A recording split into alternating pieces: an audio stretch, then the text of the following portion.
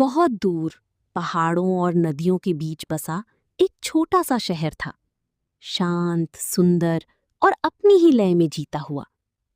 उस शहर की गलियां पत्थरों से बनी थीं, जिन पर सुबह की पहली किरणें पड़ते ही सुनहरी चमक बिखर जाती थी। पेड़ों पर बैठे पंछी मधुर गीत गाते और हल्की हल्की ठंडी हवा हर घर की खिड़कियों से होकर गुजरती। लेकिन इस शहर की असली पहचान कोई इमारत, नदी या बाजार नहीं था, बल्कि एक पुरानी छोटी सी बेकरी थी, जो हर सुबह लोगों के दिलों को सुकून से भर देती थी। ये बेकरी शहर के बीचों बीच एक मोड़ पर स्थित थी, जिसकी दीवारें थोड़ी जर्जर हो चुकी थीं, लेकिन उसमें एक अजीब सी अपनापन भरी गर्माहट थी। हर सुबह सूरज निकलने से पहले ही वहां से ताज़ा रोटी, मक्खन और मीठी क्रोइसां की ऐसी खुशबू उठती कि जो भी उस रास्ते से गुजरता खुद को वहां रुकने से रोक नहीं पाता। लोग कहते थे कि उस बेकरी की खुशबू में कुछ खास है, कुछ ऐसा जो थके हुए मन को हल्का कर देता है, जैसे किसी ने धीरे से दिल पर हाथ रखकर कहा हो, सब ठीक हो जाएगा। इस बेकरी का मालिक था एक बूढ़ा आदमी, झुर्रियों से भरा चेहरा, सफेद बाल और आंखों में गहरी शांति। उसका नाम था माधव काका। वो ज्यादा बोलता नहीं था, लेकिन जब भी मुस्कुराता तो ऐसा लगता जैसे उसकी मुस्कान में कोई पुरानी कहानी छुपी हो। शहर के लोग उसे बहुत मानते थे और बच्चे तो खास तौर पर उससे बहुत प्यार करते थे, क्योंकि वो हमेशा उन्हें एक छोटी सी मीठी रोटी मुफ्त में दे देता। माधव काका हमेशा कहा करता, मैं अपनी रोटियों में सिर्फ आटा, पानी और मक्खन नहीं मिलाता, मैं उसमें खुशी का थोड़ा सा जादू भी मिलाता हूँ। लोग इस बात पर हल्की सी हंसी जरूर हंसते, लेकिन दिल ही दिल में वे मानते भी थे कि शायद सच में कुछ जादू है, क्योंकि उसकी बनाई चीजें सिर्फ पेट ही नहीं, मन भी भर देती थीं। हर दिन सुबह सुबह शहर के लोग वहां आते, कोई अपने काम पर जाने से पहले, कोई बच्चों के लिए नाश्ता लेने, तो कोई सिर्फ उस खुशबू को महसूस करने। और सच में जो भी वहां से गुजरता, उसकी थकान जैसी हवा में घुल जाती और चेहरे पर एक हल्की सी मुस्कान आ जाती।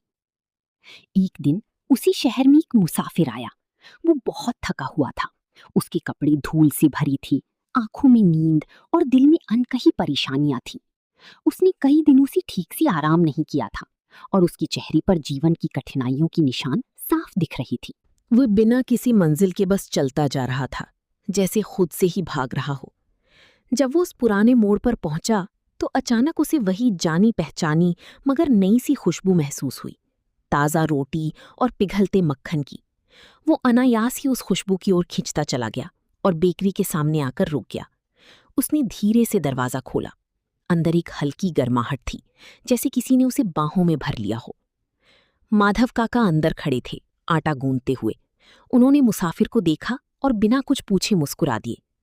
आओ बेटा, उन्होंने धीरे से कहा, लगता है रास्ता लंबा रहा है। मुसाफिर ने थकी हुई आवाज में कहा, हाँ, बहुत लंबा। माधव काका ने बिना कुछ और पूछे एक ताज़ा गरम क्रोइसॉं उसकी तरफ बढ़ा दिया। पहले इसे खाओ, उन्होंने कहा, फिर बाकी बातें होंगी। मुसाफिर ने धीरे से क्रोइसॉं लिया। वो अभी भी गर्म था और उसमें से मक्खन की खुशबू उठ रही थी।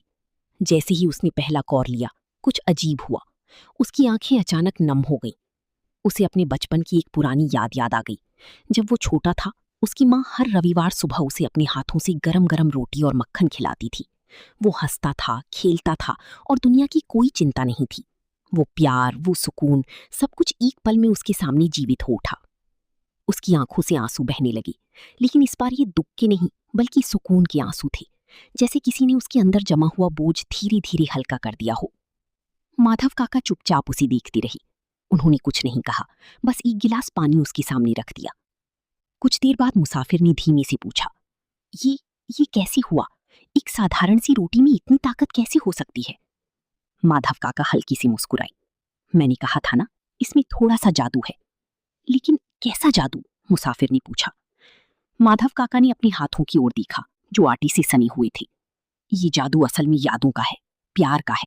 जब मैं रोटी बनाता हूँ तो मैं उसमें अपनी सारी अच्छी यादें, अपनी खुशियाँ और दूसरों के लिए दुआएं मिलाता हूँ। लोग सिर्फ स्वाद नहीं खाते, वे उस एहसास को महसूस करते हैं। मुसाफिर कुछ देर तक चुप रहा, फिर उसने धीरे से कहा, मैं बहुत थक गया था, मुझे लगा था कि मेरे जीवन में अब कुछ अच्छा नहीं बचा। माधव काका ने उसकी ओर देखा और बोले, हर इंसान के अंदर कहीं ना कहीं वो खुशियां छुपी होती हैं, बस कभी कभी हमें उन्हें याद दिलाने की जरूरत होती है। उस दिन के बाद मुसाफिर ने शहर छोड़ने की जल्दी नहीं की। वो कुछ दिनों तक वहीं रुका और हर सुबह बेकरी आता। धीरे धीरे उसकी आंखों की थकान कम होने लगी और चेहरे पर फिर से जीवन की चमक लौटने लगी। वो माधव काका की मदद भी करने लगा, आटा गूंथना, रोटियां पकाना, ग्राहकों को देना। और धीरे धीरे उसने भी सीख लिया कि रोटी बनाना सिर्फ एक काम नहीं है, ये एक भावना है। समय बीतता गया और एक दिन जब शहर ने सुबह की खुशबू महसूस की तो लोगों ने देखा कि बेकरी का दरवाजा खुला है, लेकिन माधव काका वहां नहीं है। वे चुपचाप इस दुनिया को छोड़ चुके थे। लेकिन बेकरी बंद नहीं हुई। वही मुसाफिर अब वहां खड़ा था, मुस्कुराते हुए, उसी गर्मजोशी के साथ। और जब लोगों ने उससे पूछा कि क्या अब भी रोटियों में जादू है, तो उसने हल्की सी मुस्कुराकर कहा, हाँ, क्योंकि वो जादू कभी खत्म नहीं होता, वो बस एक दिल से दूसरे दिल में चला जाता है। और आज भी उस शहर में हर सुबह ताज़ा रोटी और मक्खन की खुशबू आती है, और जो भी वहां से गुजरता है उसके दिल में एक हल्की सी मुस्कान जरूर आ जाती है, जैसे किसी ने चुपके से उसकी थकान को छूकर दूर कर दिया हो।